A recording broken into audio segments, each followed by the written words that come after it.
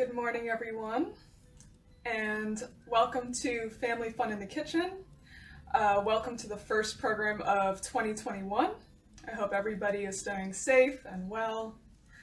My name is Miss Megan, and I'm the nutrition educator at Greater Newark Conservancy. And today we are going to make lentil soup. January is National Soup Month. This is the perfect time of year to be making really rich, hearty soups and stews and chilies and all that great stuff, especially on a cold day like today. So I thought this would be the perfect recipe. And if you receive our health tips, those come out once a week on Tuesdays. The recipe was in that health tip. And we've also posted the recipe on Instagram and Facebook already. So hopefully you have the recipe in front of you. But if not, this is a pretty simple recipe. So we're going to go through it together. So I'm kind of diving in right away because we're going to have some downtime as the soup is cooking. Once the soup is cooking, we'll be able to talk more about some of the programs the Conservancy has going on right now, so I won't talk about those yet. But why don't we dive right in and start making our recipe? So first thing we have to do, as always, every month, is before we start cooking together, we need to wash our hands, right? Good morning, Elisa. Thanks for tuning in. Hope you're doing well. And as more people are starting to join us, I want to remind you that you can type any questions, any comments into below the video. And I might not see all of them if I'm looking down and chopping, but I should see most of them. So I will try to respond in real time if you have questions or comments. So definitely feel free. Good morning, Maud. It's good to see you. Let's get started. Make sure that you have clean hands already, right? So I washed my hands right before this started. And if you want to have the recipe in front of you, either pull up the social media post from yesterday that has the recipe, but we'll go through it together. Okay, so lentil soup. This is a really delicious vegetarian soup. Of course, you could add meat, but the version I'm going to make today is totally vegetarian. So let's go through the ingredients first. Let's make sure you have everything, okay? So we're going to need a good size stock pot here. It doesn't have to be a humongous one, but you want to have your stock pot ready to go. Good morning, Nakia. Good morning, Winley family. So let's grab our ingredients. We are going to need, of course, lentils, the star of the show. Now, I've got some green lentils here. You could use green, brown, red, whatever lentils you prefer. It's really up to you. So the recipe I have calls for 10 ounces of lentils. I'm going to actually use closer to 8 ounces because, I buy a bag of lentils. So there are different brands. This one happens to be Jackrabbit, and it comes in a 1 pound bag.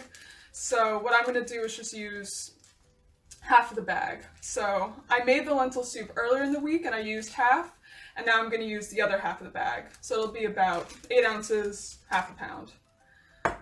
Okay, and then we're going to need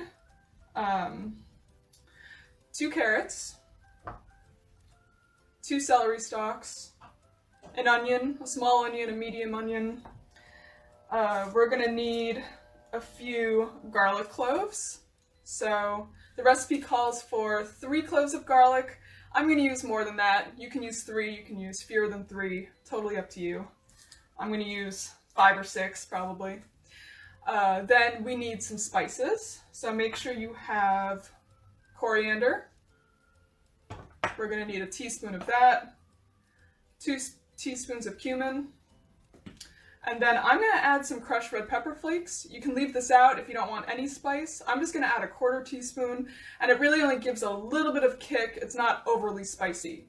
And then, of course, depending on your preference, you could add more if you want it even spicier. Then we're also going to need a can of diced tomatoes. Now, I'm actually going to use these fire-roasted diced tomatoes, just because I like that they have some extra flavor. But you can use any kind of diced tomatoes, preferably low sodium, if you have them. And then we're going to need some fresh herbs. So the recipe calls for fresh thyme. Now, last time I was at the grocery store, I'm not growing any herbs right now. If you're growing herbs, that's even better. But when I went to the grocery store, I was looking for fresh thyme, and all I could find was this container of poultry herbs, and it contains sage, rosemary, and thyme, all organic. And I thought that that might actually be a nice mix to have different herbs. Good morning, Nikki. Thanks for tuning in. Do you think it makes a difference if we use the can? Are you referring to can of lentils? Can of lentils. Yeah. You know what? I imagine, so I normally use dry, but I have seen the canned lentils. I would imagine that just means you don't have to cook it as long, because canned lentils will already be cooked and soft. So once we cut everything up and add it in, you can probably cook yours just long enough to warm it up, 5 or 10 minutes maybe. Although in general, lentils cook fast, so we're only going to need to cook the soup 15, maybe 20 minutes. So yeah, that's a good question. Okay, so yes, we've got our fresh herbs. Now, if you don't have fresh herbs, that's fine. You can use ground thyme, just use less than the recipe calls for. So instead of 2 teaspoons of fresh thyme, you would use like 1/2 teaspoon of ground thyme. Then we're going to need a broth or stock. I'm going to use a container of organic, low sodium vegetable broth. Okay, and handily, this already comes in the right amount. So this comes with 4 cups, and that's exactly how much we need. So I can just dump this whole thing in. I don't even need a measuring cup. Now, there are a lot of options. You could use chicken stock, you know, if you're not vegetarian and you're not worrying about that. You could use bouillon. You could use something like this better than bouillon vegetable base. This is going to be a lot lower in sodium than bouillon. Or if you have your own homemade vegetable broth or chicken stock, that's great too. And again, if you get our weekly health tips, next week's health tip on Tuesday is going to be about how to make your own homemade broth and stock. And if anybody here makes your own, if you want to comment how you like to do that, some of your tips, that would be great.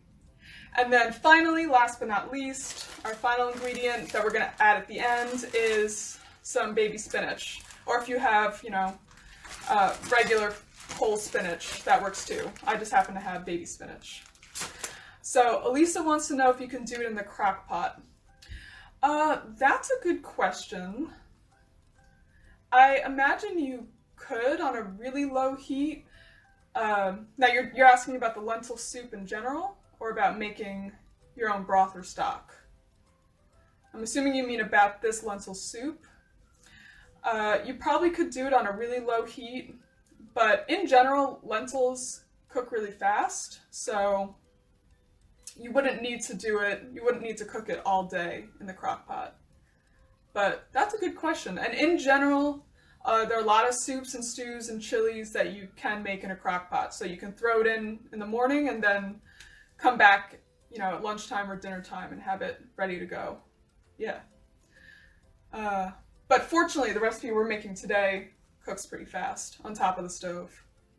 Okay, so let's go over our knife skills. And for those of you tuning in live, if you want to type in some of our knife skills tips, I know that you all know exactly what to do, but I'll go over it briefly for anybody here who's new.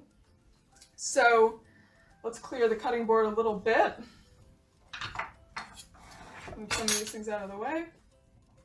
So even our youngest children can learn how to cut safely, right? So with adult supervision, you can start learning how to cut at a very young age. So if you have butter knives at home or plastic knives, those are perfect for really young kids. So I'm already seeing some tips. Yep, so I'll address that in a second. So first, let's talk about how we hold the knife, right? So we want to hold the knife like we're shaking someone's hand. So a nice firm grip with your dominant hand. So I'm going to hold it with my left hand here. Nice firm grip, right up close to the blade. You don't want to be out at the end. You have less control. So right up against the blade. Okay? And then in terms of the motion, so we want to keep the knife in contact with the cutting board. So we can either do this kind of rocking back and forth seesawing motion like this, or sawing back and forth like this, right? So seesaw or sawing. Okay, and then how do we want to hold the item we're cutting? So I saw that Shannon typed in that we all want to make a nice, fierce bear claw, right? And that way we're protecting our fingertips. So for example, this onion, instead of holding it like this, we want to hold it like this. Protect our fingertips. So your fingertips form kind of a wall with your knuckles. Okay? So nice, fierce bear claw. And those are the very basics of knife skills. So let's all get ready to cut. I would recommend out of all these ingredients, if you have your kids cutting with you, the celery is the easiest. So you could set up your kids with a plastic knife or a butter knife and they can slice up the celery. So why don't we go ahead and cut up the carrot, celery, and onion, because those are the first things to go in. Okay? So carrots, celery, and onion are very common starting ingredients for soups and a lot of recipes. So you might hear it referred to as the mirepoix in French, but it's used in a lot of different cuisines. And it makes a really good starting base for soups, for a lot of recipes. And fortunately, these are ingredients that we tend to already have in our kitchens, right? Because carrots, celery, and onions are all pretty affordable, and they last a long time. So you don't have to worry about them going bad after a week, right? They'll keep for a few weeks. Even if they start to get soft, they're still good. Okay? So doing the celery first.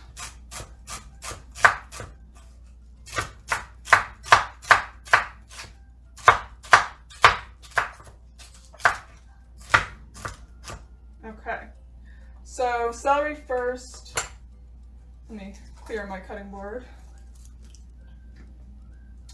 And all we're going to do is throw everything into this pot. So I'm going to drizzle some olive oil in there.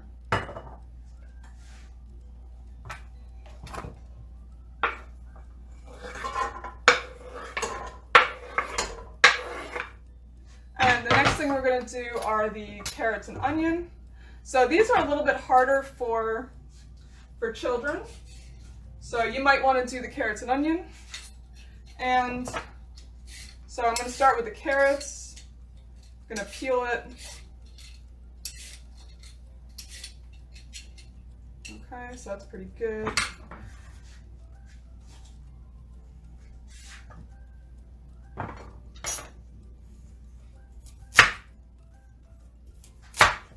And then what can we do with these, the ends of the carrot or the peel? So what can we do with those instead of throwing it in the garbage?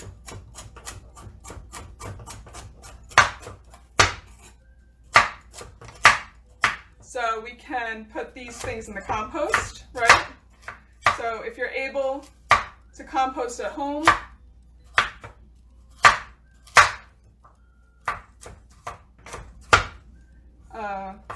you can put your vegetable scraps in the compost. Yep. So Teresa's saying compost. Nakia's saying cut for dip. Yeah, that's true. And then the other thing we can do, so again, this will be in our health tip that's coming out this coming Tuesday.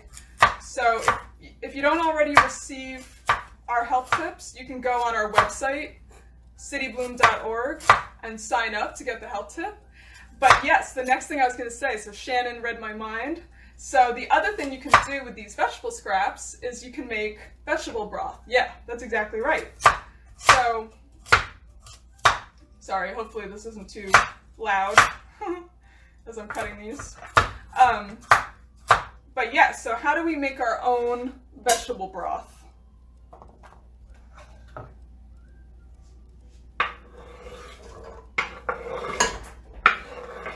I think I dropped a couple, but that's okay. So, how do we make our own vegetable broth at home? Has anybody ever made homemade broth or stock?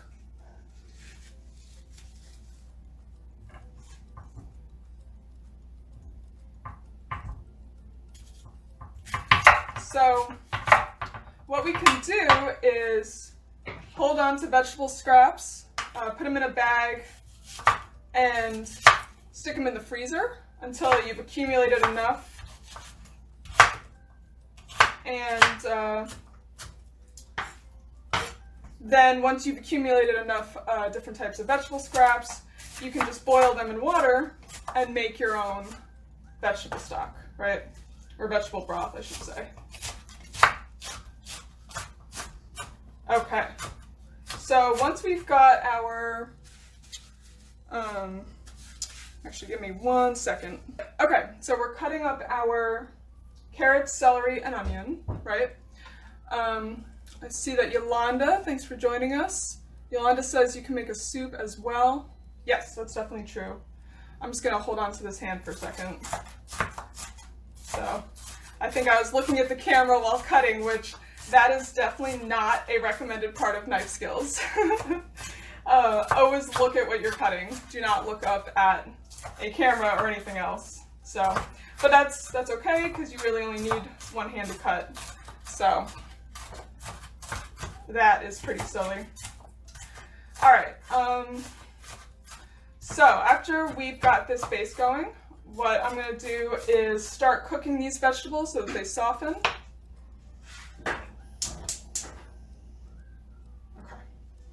And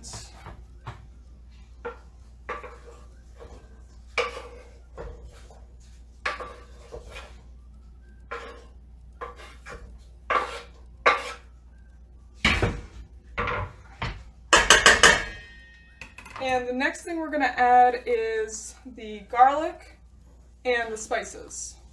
Okay?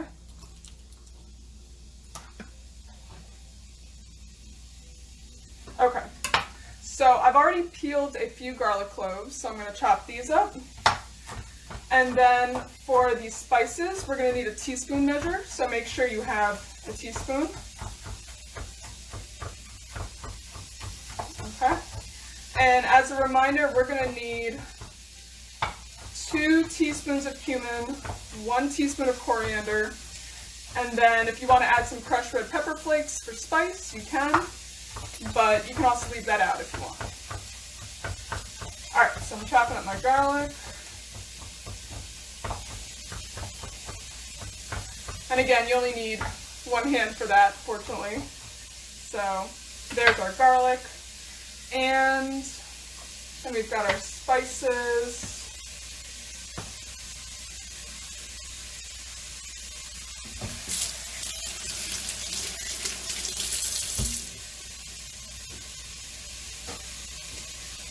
All right, so go ahead and grab your teaspoon measure for the spices.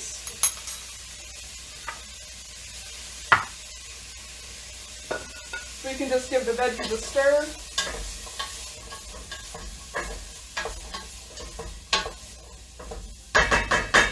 All right, so that's already smelling good.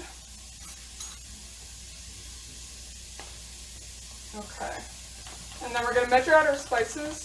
So I would put them in a separate bowl while the other veggies are cooking. So you want to get a level spoonful. We're going to do 2 of cumin, 1 of coriander, and then I'm just going to dip a little bit into the crushed red pepper flakes. We've got our spices here. Alright, so that's ready to go. And then another thing you want to do while these veggies are cooking is, if you haven't already, you want to go ahead and rinse your lentils. Now, does anybody know why you want to rinse your lentils first?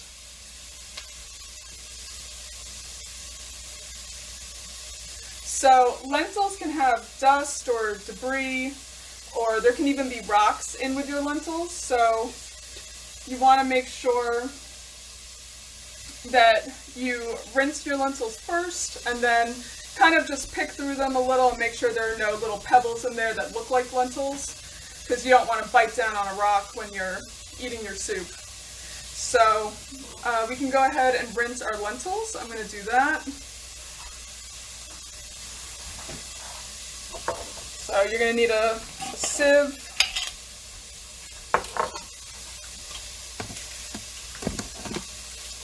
And then you also want to go ahead and open your can of tomatoes.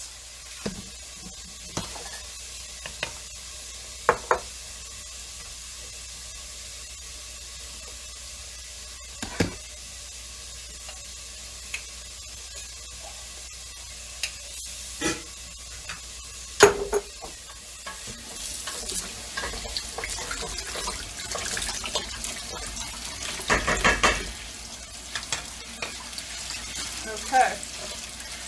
Maud wants to know, how many cups of lentils are you using? So I am using, it's 8 ounces. Let's see how many cups that comes out to.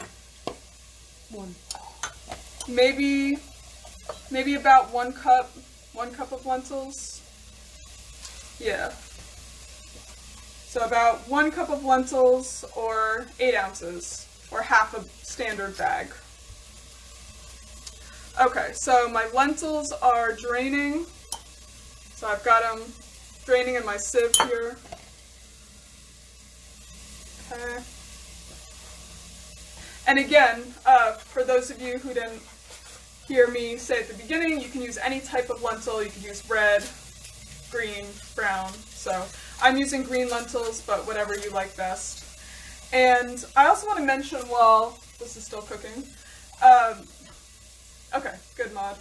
I want to mention, why are lentils such a good main ingredient for a Family Fun in the Kitchen program? So what's so great about lentils?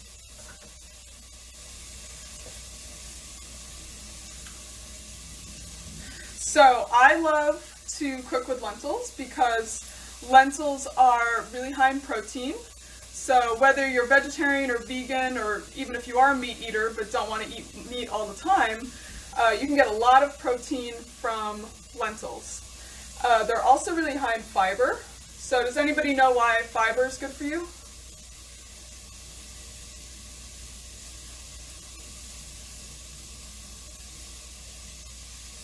So fiber does a lot of things for the body. So I'm sure you've heard that it helps keep you regular. That's true, right? But it also helps regulate your blood sugar. So it's really good for if you have diabetes or if you have pre-diabetes, just managing that. It also helps fill you up. So it's very satisfying. Oh, Nakia and I are on the same brainwave, yes. So it's filling, it helps fill you up. So when you eat a lentil soup or anything with lentils, you're going to be satisfied, and makes a really good meal. And then lentils also just have tons of vitamins and minerals. They're just really very healthy. So lentils make a great ingredient. Okay.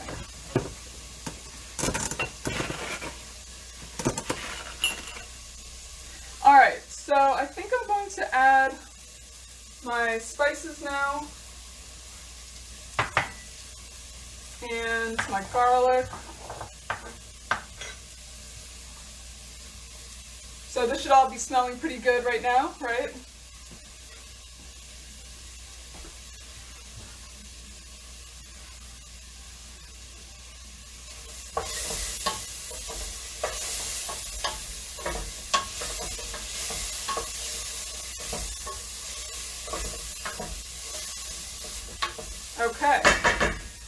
Alright, so the next thing we need to do, let that cook for about a minute. You could add a little salt and pepper if you would like as well.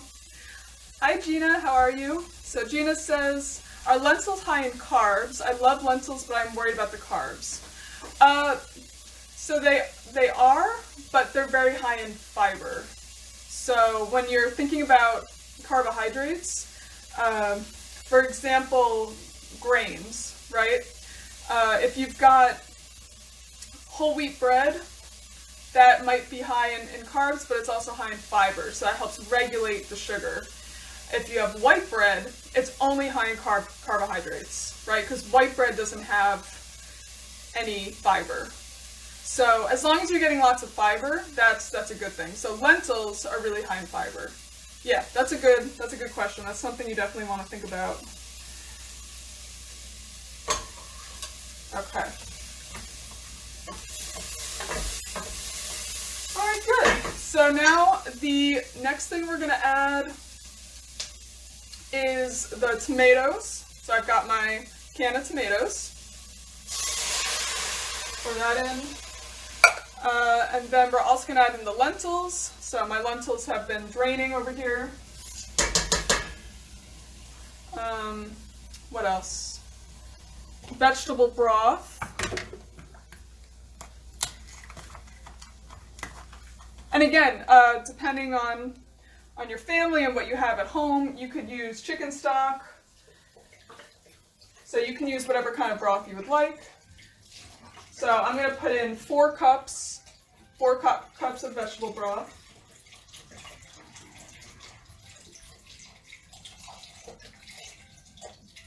Okay.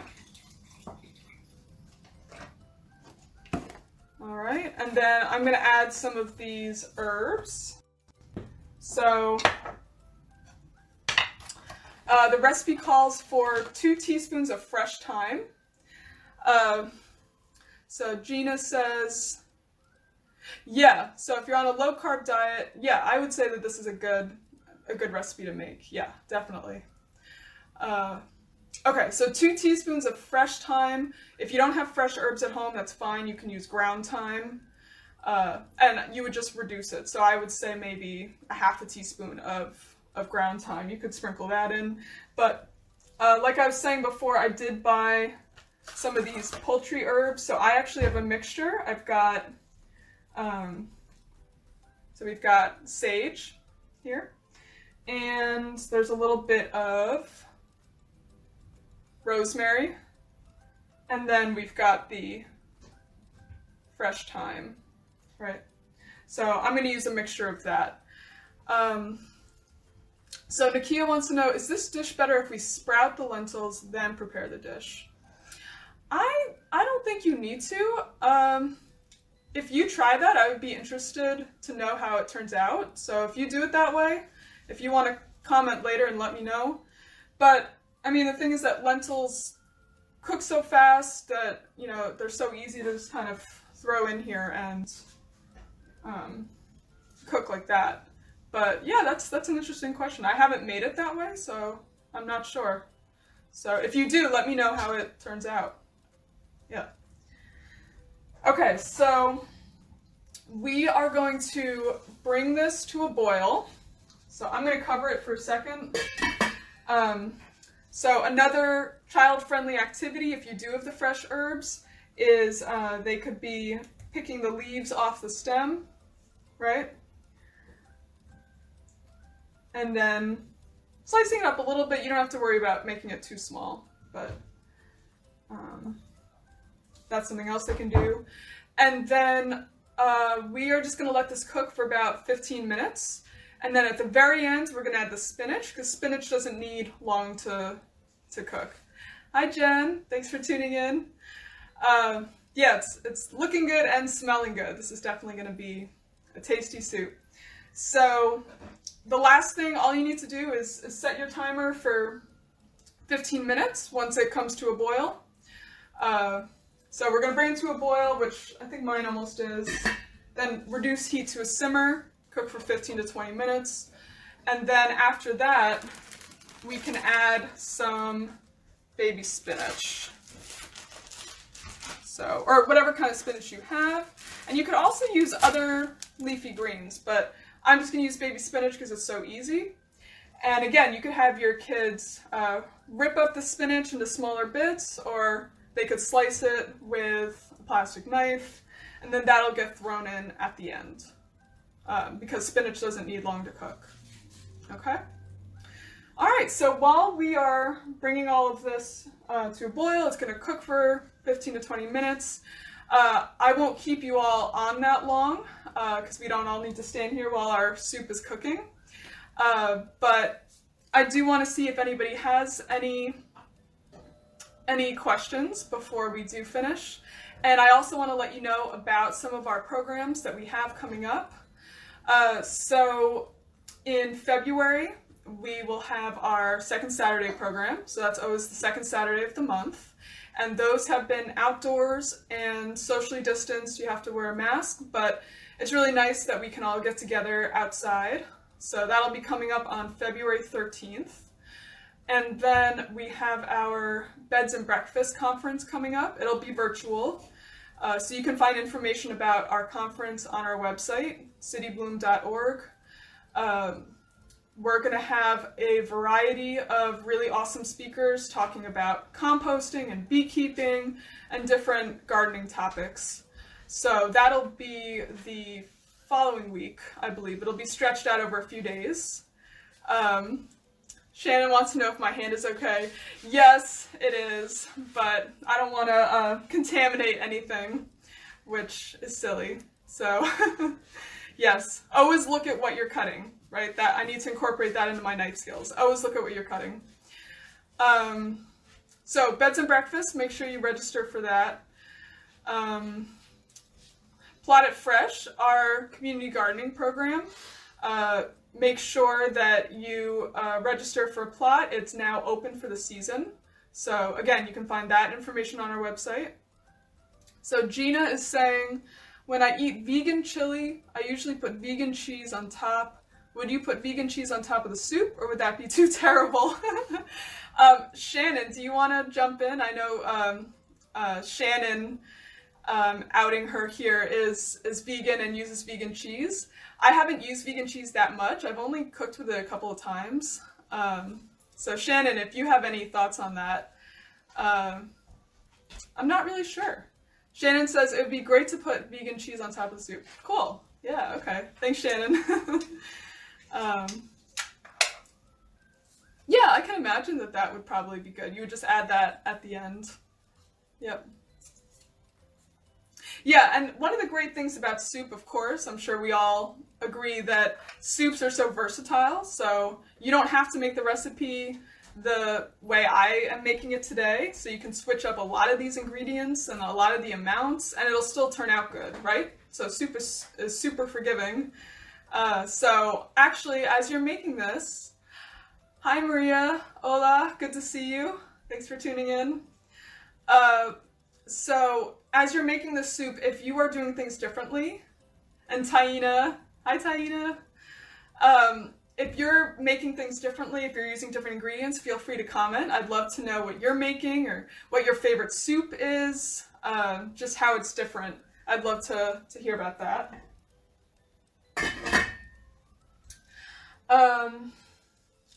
And I just want to make sure I didn't miss any of our programs.